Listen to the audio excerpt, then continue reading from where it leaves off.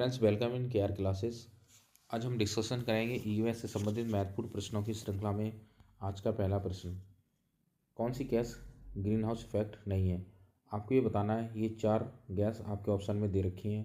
इनमें से कौन सी गैस के द्वारा green house gas effect observe नहीं होता है, या वो गैस का नाम बताइए, उस गैस का नाम बताइए जिसके द्वारा ग्रीन हाउस गैस का प्रभाव नहीं होता। सही आंसर है ए, नाइट्रोजन गैस। यहाँ पर मैं आपको समझाता चलूँ, जो नाइट्रोजन गैस है वो N2 है।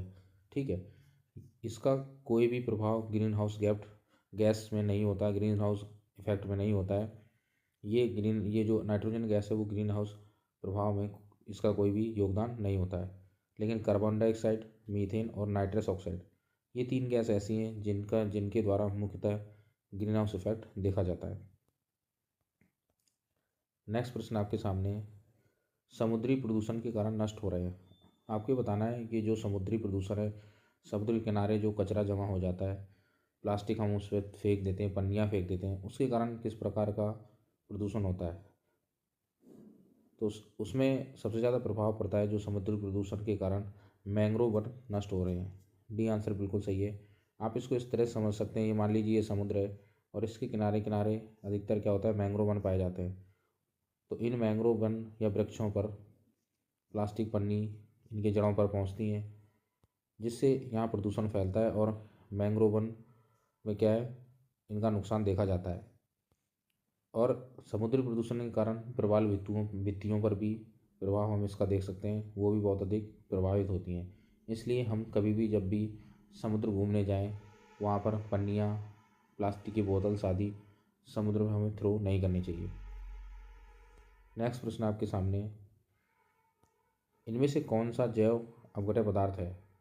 आपको ये बताना है कि कौन सा जैव अपघटन पदार्थ है जिसका अपघटन हो सकता है। प्लास्टिक का अपघटन नहीं होता है, आप जानते हैं। पॉलीथीन का भी नहीं होता है और सीसा का भी नहीं होता है। तो ये तीनों ऑप्शन गलत हो गए। सही आंसर इसमें डी, इनमें से कोई नहीं। उम्मीद करता हूँ दोस्तों आपको समझ में आया होगा। नेक्स्ट क्वेश्चन आपके सामने, ये बहुत ही इंपॉर्टेंट क्वेश्चन है, कई बार ये क्वेश्चन रिपीट भी हो गया है। ऐसे क्वेश्चंस को आपको स्टार मार्क कर लेना है और अच्छे से उसको लर्न करना है। कह रहा है BOD5 क्या है? आपको ये बताना है जो BOD5 है वो क्या है।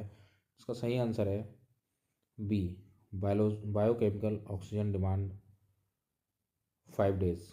यहाँ पर सभी ऑप्शन में पहली 3 जो लाइनें बायोकेमिकल ऑक्सीजन डिमांड सेम है, बस 5 आवर्स, 5 डेज, 5 मंथ्स और 5 मिनट ये चेंज हुए। तो आपको यहाँ ध्यान रखना है, इस 5 का जो मतलब है वो 5 डेज है, राइट। इसमें उसने कन्फ्यूज़न कर दिया है, तो आपको ये 5 दिन याद रखना है। नेक्स्ट प्रश्न आपके सामने, हरित गृह प्रभाव द्वारा पृथ्वी पर कौन सा रेडिएशन होता है? जो पृथ्वी पर हरित गृह प्रभाव हम देखते हैं उसके द्वारा कौन सा रेडिएशन होता है, ये आपको बताना है। इसका सही आंसर है डी, इंफ्रारेड रेडिएशन। नेक्स्ट प्रश्न आपके सामने, लंदन धूम्र पाया जाता है। आपको बताना है जो लंदन धुआं होता है, धूम्र, वो किस समय पाया जाता है हमारी पृथ्वी पर? तो वो शीतकाल के समय सुबह पाया जाता है। आप जब सुबह सुबह का घना कोहरा देखते हैं तो उसे लंदन धूम्र बोलते हैं। क्यों, इसको आप समझ गए होंगे अच्छे से। नेक्स्ट प्रश्न आपके सामने, कह रहा है निम्न में से कौन सी गैस की गहन संलग्नता हीमोग्लोबिन से होती है? आपको बताना है कि हीमोग्लोबिन HB से इनमें से कौन सी ऐसी गैसें हैं जो अच्छे से बाइंड करती है या बंधन अच्छे से बनाती हैं। यहाँ संलग्नता का मतलब आप समझेंगे जुड़ती हैं, जिनका लगाव होता है। तो आप जानते हैं कार्बन मोनोऑक्साइड जो CO होती है, CO गैस का जो हीमोग्लोबिन के साथ क्या होती है, बाइंडिंग होती है, राइट। ये आंसर बिल्कुल सही है। नेक्स्ट प्रश्न आपके सामने, सुप्रीम कोर्ट ने पर्यावरण और वन मंत्रालय को कब यह आदेश दिया कि ताजमहल के क्षेत्र में हरित गृह क्षेत्र विकसित करना चाहिए? ठीक है, तो सुप्रीम कोर्ट ने आदेश दिया था वन मंत्रालय को, और यह कहा था कि ताजमहल के किनारे हरित क्षेत्र आप डेवलप करें।